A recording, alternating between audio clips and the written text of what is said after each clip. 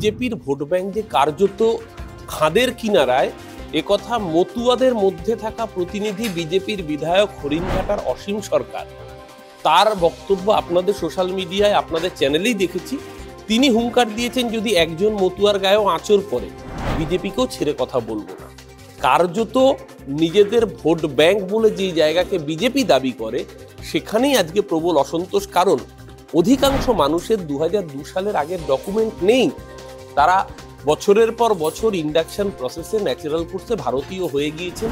সবচেয়ে বেশি বিপদে এই তপশিলি জাতি উপজাতির মানুষরা, মতুয়া সম্প্রদায়ের প্রতিনিধিরা, যাদের নাম বাদ পড়ার আশঙ্কা প্রবল এবং যার জন্য মতুয়া সমাজের একটা বড় অংশ ঠাকুরবাড়িতে অনশনে বসেছিলেন। অভিষেক বন্দ্যোপাধ্যায়ের অনুরোধে তারা অনশন প্রত্যাহার করেছেন, কিন্তু মুখ্যমন্ত্রী তাদের পাশে আছেন। শুধু তাই নয়, যদি কোনো বৈধ মতুয়ার নাগরিকের নাম বাদ যায় দিল্লিতে এই আন্দোলন নিয়ে যাওয়া হবে বলে তাদেরকে আশ্বস্ত করেছেন জননেত্রী।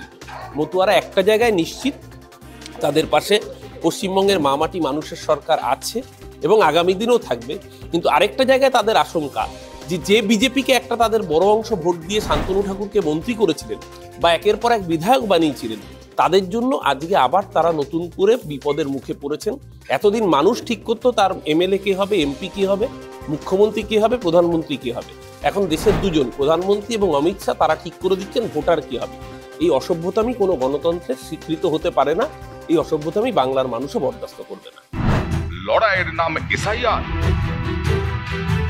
মেগা মঞ্চ, মেগা আলোচনা, সোজা সাপটা মেগা ডিবেট, শুক্রবার সন্ধ্যে 7টা।